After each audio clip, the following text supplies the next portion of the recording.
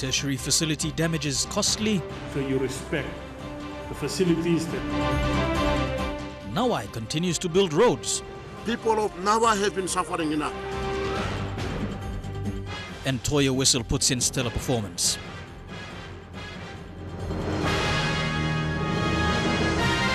This is National EMTV News with Meriba Tulo. Thank you for joining me. This is Sunday's news. PNG sprint queen Toea Wisil has been clocking outstanding performances at the 2015 Australian Athletic Championships. I'll bring details of that in the sports segment later on in the bulletin.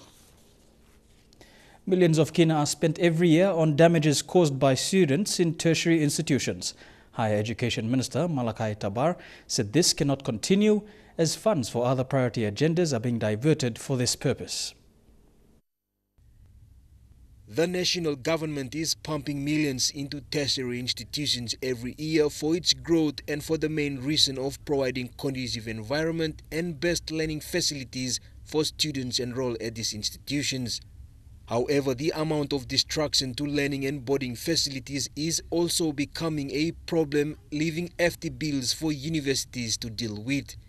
You just make sure you respect the facilities that is. Because at the end of every year, all these years, at the end of every year, the students effectively leave the institution with a very heavy bill of destruction. Minister Tabar said the trend to damage facilities must stop since it's a higher learning institution. He says not only UPNG is facing this problem, but other bigger universities and colleges around the country. We have roads to fix, we have hospitals, we have drugs, etc. And because some educated person has destroyed the dormitory, or we now have to give a bit more money to Unitec or UPNG or Goroka. UPNG Vice Chancellor Professor Albert Melam said this is a growing concern for the university management. The amount of destruction left by the students who left the university at the end of last year was something in the order of 1.2 million kina. Professor Melam said the university is a leading institution in the region and the country, and this attitude must stop. You'll see that we are struggling to maintain some of our dormitories. The students got drunk, smashed down the doors, vandalized the electrical system. UPNG will celebrate its 50th anniversary this year and will also be host to athletes and officials at the Games Village for the upcoming 2015 Pacific Games in Port Moresby. Jack Lapave Jr., National EMTV News.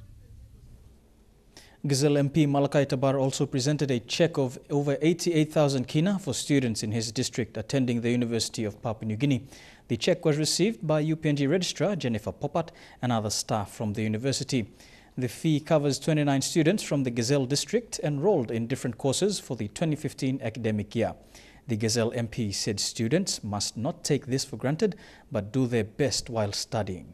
We will basically monitor the progress of each student, and we will want to see that you do very well, because we are keen to do another assistance like this for 2016. It is a seed in which you have planted, an investment you've made in us, and for that I'd like to say thank you once again, and we will endeavor to do the best in our studies. Over 37,000 people from Upper Nipa in Southern Highlands province have rallied behind Southern Highlands Governor William Powie. 16 council wards in that area called for reconciliation with the governor to settle outstanding political differences. The ceremony was witnessed by the governor and the member for Nipa Kutubu, Jeffrey Komal. The reconciliation ceremony was held in the Upper Nipa area last Friday. It included the two leaders, members of the Provincial Assembly and LLG officials. To mark the reconciliation in true Highlands style, 25 live pigs were handed over to Governor Powie, signifying their stand to put their differences aside and work in partnership for service delivery. Governor Powie thanked the people, especially the 16 ward councillors and community leaders, for taking this initiative. I'm giving you good spirit because I'm looking well for me.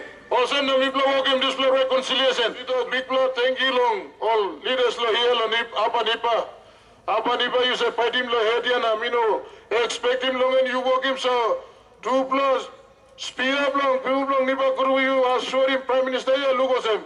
All you pangen, a kakwara come here to all by current display. News he goes and through all people, nipa kuru, all meal, talk long, one send him talk. Long give assurance, Prime Minister long end. While thanking the people, he also reminded them of the many policies that the O'Neill government has introduced, which are benefiting the country, including Southern Highlands. O'Neill Dian, Powi staff long and people pay him school fee. Put him uniform, say tries long or picnic, you hard work, Karem long and give him your village score allowance, give him your council money, straight him this floor, big highway and seal him this road. Walk in district administration, play you come good. The people, through their leaders, pledged their support and called for government recognition when distributing services in the province. This was made possible through the United Nipa Group, an organization that represents unity in Nipa despite tribal and political differences. Long hair, na time you hold him this leadership, mila come on in it, you na mila kiss him samla service or samla help him on in it leadership, you. Osem na mi kam mi surrender na mi kam layo. Osem na you no can lose thing na nipa one na and you mean nipa one na Mr. Paninitla name nipa one. Meanwhile, Governor Powi said the provincial government is working with LLGs to have an efficient ward development plan for all wards throughout the province. Michelle Amba, National EMTV News. You're watching Sunday's News. More stories after the break. Stay with us.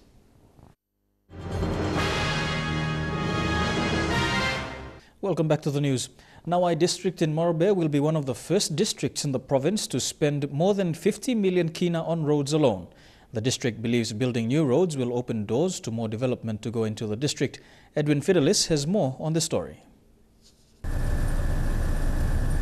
This is a section of Nawaeb district situated within landlocked areas of the Sarawak Range.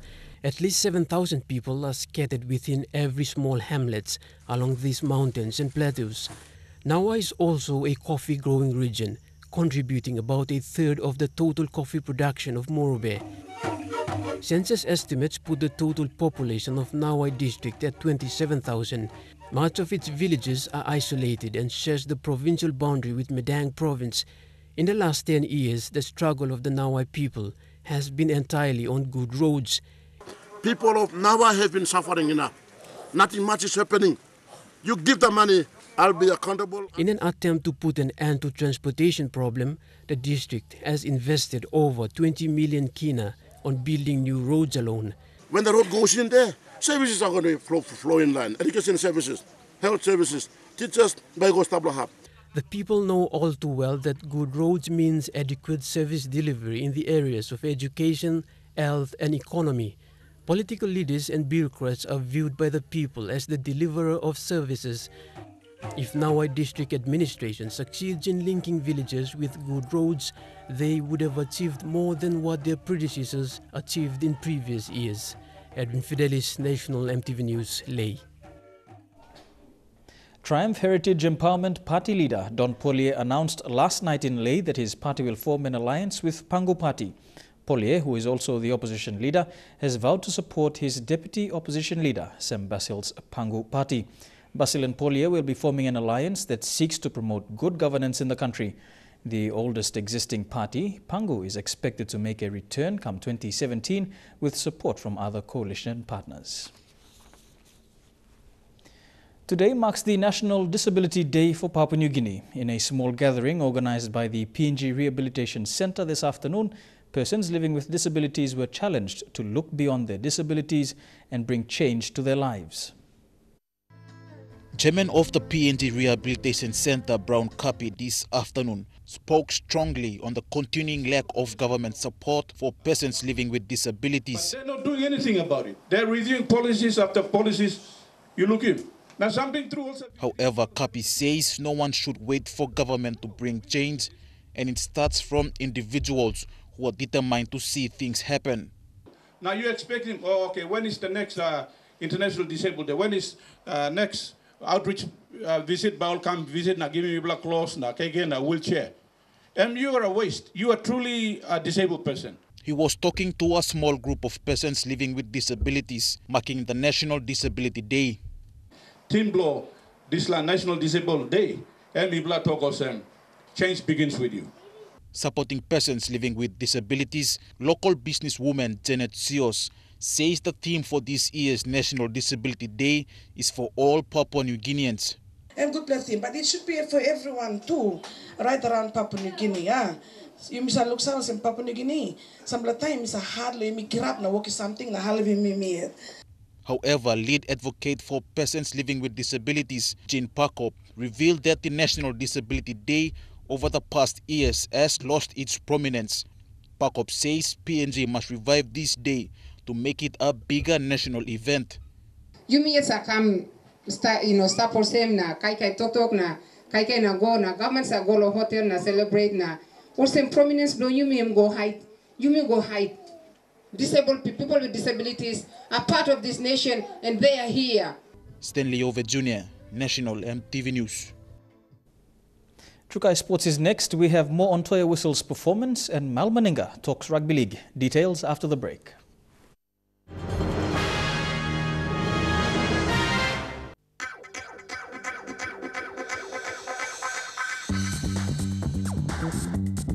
Trukai Sports.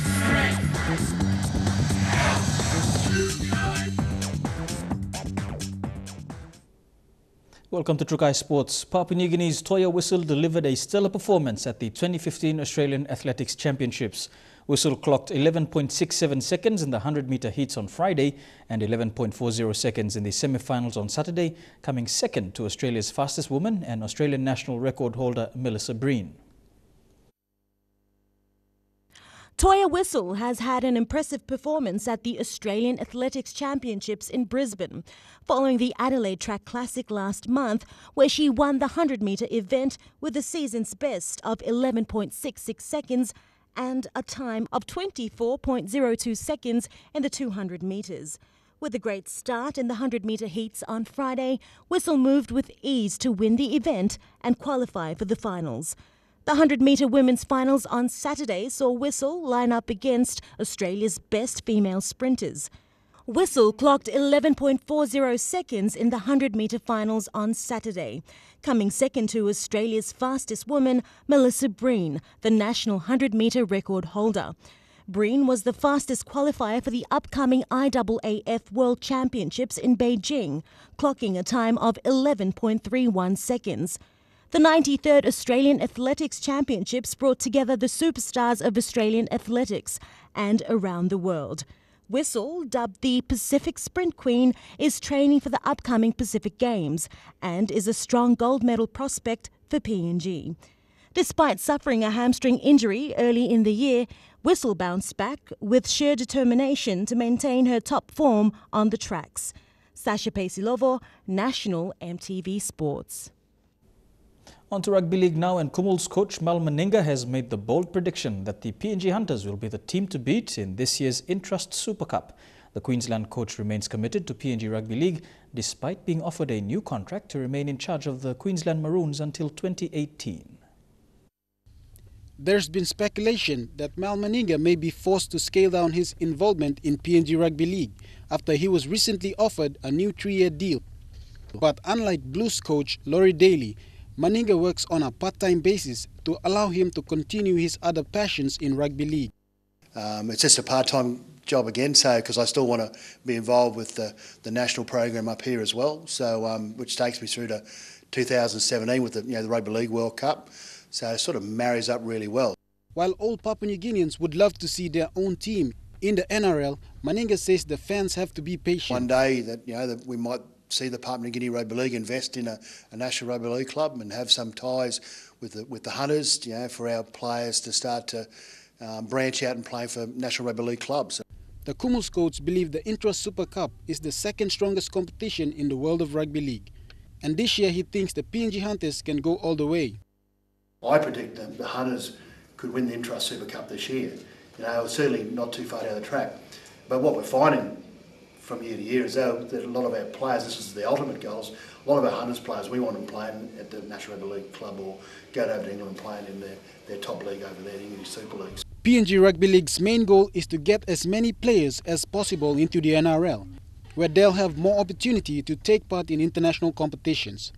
Shane Saroya, National MTV Sports.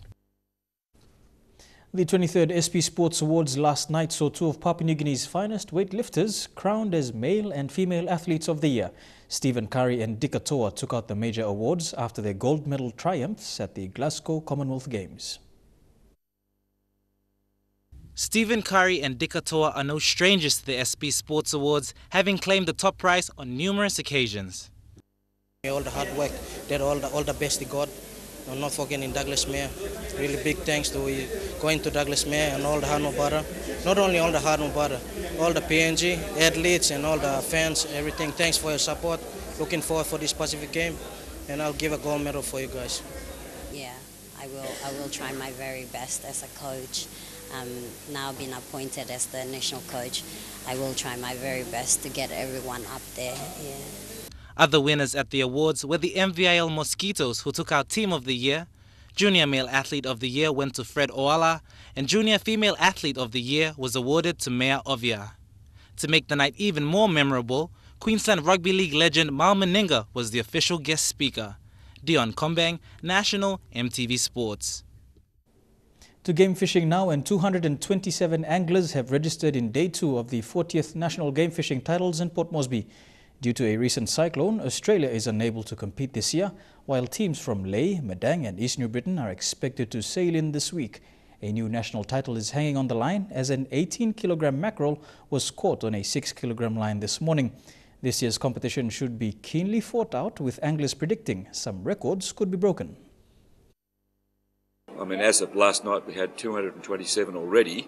And of course, we accept registrations all the way up till basically Easter Friday, so we've got a whole week to go yet. A lot of junior anglers. In fact, one of our junior anglers this morning has caught an 18-kilo mackerel on 6-kilo line, and it looks like it might be a new national record just this morning. We caught some good fish yesterday that were weighed last night. The best fish was probably a 40.4 kilo yellowfin tuna, which is a nice fish. That boat got 3 or 4 fish they weighed.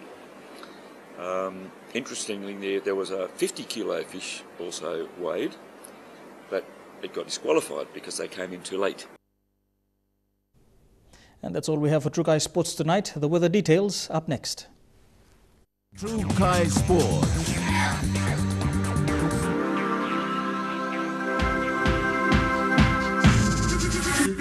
True Kai Sports.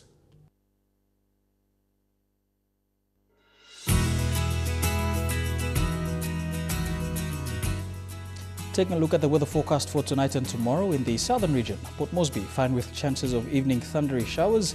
Kerema, Daru and Alatau, fine, and possible thundery showers for Popondetta.